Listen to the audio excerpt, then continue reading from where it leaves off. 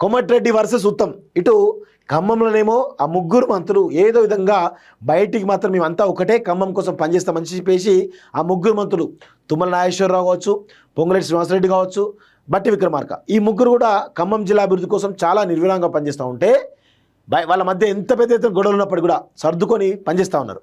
ఈ క్రమంలో ఇక్కడ నల్గొండ జిల్లాలో మాత్రం ఉత్తమ్ వర్సెస్ కోమటిరెడ్డి ఫైర్ అనేది చాలా తారస్థాయికి చేరుకుందట. సో అయితే ఇద్దరిలో ఎవరిని కాదన్నా పార్టీకి కొంత డ్యామేజ్ జరుగుతుంది కాబట్టి దాన్ని పోస్ట్పోన్ చేస్తూ వస్తున్నట్టు చాలా స్పష్టంగా తెలుస్తూ ఉంది. సీఎం జోక్యం చేసుకునే అడ్డగులు కలిగే అవకాశం ఉంది. ఏంది వీళ్ళతో వచ్చే పంచాయతీ 15 ఏళ్ళుగా లేని పాలక మండలి అట. సో ఇట్లా వీళ్ళ పరిస్థితి ఈ విధంగా తయారైంది. అసలు వీళ్ళు పార్టీని ఉంచుతారా ముంచుతారా అర్థం కాదు. ఈయన కోమటిరెడ్డి వెంకటరెడ్డి ఒక పరిస్థితి, కోమటిరెడ్డి రాజగోపాల్ రెడ్డి ఇంకో పరిస్థితి. బహిరంగంగానే వీళ్ళు తిట్టుకుంటారు, బహిరంగంగా కొట్టుకుంటారు, చాలా దారుణంగా.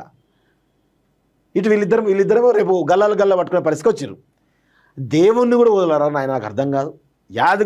యాదగిరి లక్ష్మణస్వామి ఒక పవర్ఫుల్ గాడు. దయచేసి ఆయన విషయంలో గేమ్స్ ఆడకండి. మీరు ఆడితే మిమ్మల్ని తీసుకుపోయి తొక్కి నారదిస్తాడు ఆ దేవుడు, గుర్తుపెట్టుకోండి. ఎందుకు ఎవరో ఒకరు పెడితే అయిపోతుంది. జిల్లాలో ఎంతోమంది పనిచేసారు మీ జిల్లాలనే. మీ నల్గొండ జిల్లాలో చాలా పెద్ద పెద్ద వాళ్ళు పార్టీ కోసం ఎన్నో సంవత్సరాలు త్యాగాలు చేసిన వాళ్ళు ఉంటారుగా, వాళ్ళని గుర్తించి ఇస్తే అయిపోతుంది కదా. నా వర్గానికి ఇవ్వాలి, నా ఓనికి వెయ్యాలి. దేవుణ్ణి కూడా వదలరు మీరు, నాకు అర్థం కాదు. దేవుణ్ణి కూడా పాపం తగులుతారు నాయన మీకు ఇట్లా వేస్తే. సిగ్గుండాలి కొంచెమైనా.